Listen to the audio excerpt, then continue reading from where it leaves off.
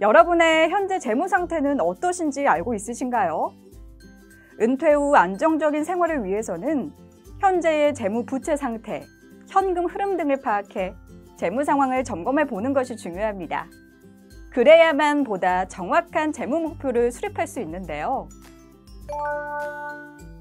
그렇다면 재무 점검은 어떻게 할 수 있는지, 또 스스로 할 수 있는지 알아보도록 할까요? 건강검진은 정기적으로 하고 있지만 재무점검은 어떻게 하는지 몰라 안 하고 있으신 분들이 많을 텐데요. 재무점검, 결코 어렵지 않습니다. 가장 먼저 무엇 때문에 얼마의 자금이 필요할지에 고민하여 선명한 재무 목표를 수립해보세요. 다시 말해, 지금부터 인생을 조망해봤을 때 구체적으로 언제 얼마나 필요한지 생각해보는 것이죠.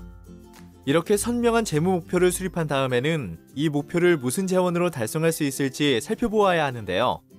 우선 나의 자산, 순자산, 부채가 어느 정도인지 자산 상황 살펴보고 수입과 지출의 흐름, 즉 현금 흐름도 살펴봅니다. 즉 소득은 어느 정도이며 소득 중 어느 정도를 지금 현재 삶을 위해 소비하고 미래 삶을 위해 저축이나 투자는 어느 정도 하고 있는지 살펴봐야 합니다.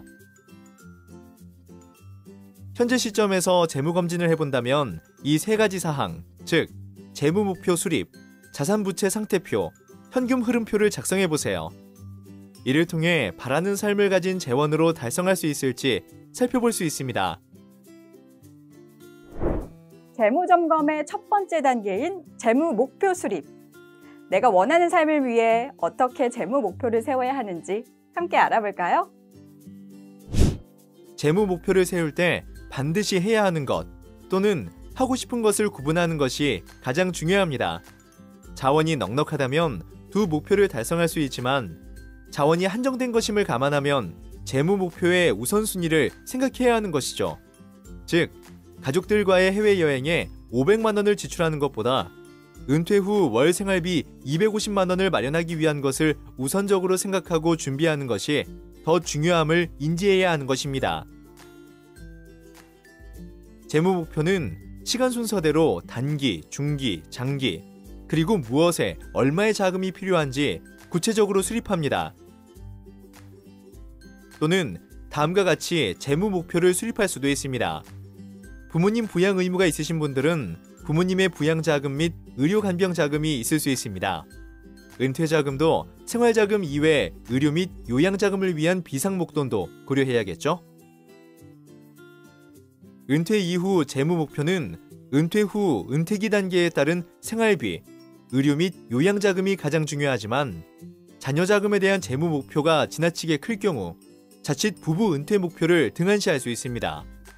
따라서 재무 상황을 살펴서 재무 목표의 우선순위를 생각해야 한다면 부부 은퇴 목표를 우선적으로 생각하셔야 함을 잊지 말아야 합니다. 여러분만의 재무 목표 잘 세우셨나요? 목표를 세웠으면 이를 달성하기 위한 행동이 뒤따라야 할 텐데요. 먼저 자산 부채 상태표를 작성해야 합니다. 자산 부채 상태표를 어떻게 작성을 해야 할지 막막하시다고요? 지금부터 저와 함께 자산 부채 상태표는 무엇이고 어떻게 작성을 해야 하는지 알아보도록 하겠습니다. 재무 목표를 수립했다면 현재 보유하고 있는 자산을 살펴봐야 하는데요. 자산 부채 상태표를 살펴보면 나의 돈에 대한 인식과 태도, 그리고 내가 돈을 어떻게 다루고 있는지 행동을 한눈에 파악할 수 있습니다. 또 현 시점의 자산 부채 상태를 파악하여 지금까지의 돈 관리 방식은 물론 재무 목표 달성 가능성도 가늠해 볼 수 있겠습니다. 자산 부채 상태표는 총 자산이 얼마인지, 자산의 구성, 총 부채, 순자산 등을 살펴보는 표로 복잡하게 작성할 필요는 없습니다. 다음과 같이 구분하여 작성하면 되는데요. 금융자산은 예적금, 채권, 주식펀드 등의 현재 자신이 보유하고 있는 자산을, 연금자산에는 국민연금, 퇴직연금, 개인연금의 평가 금액의 합을 작성합니다. 그리고 부동산 자산에는 전세자금, 현재 부동산 자산 가격 등을 작성하면 되는데요.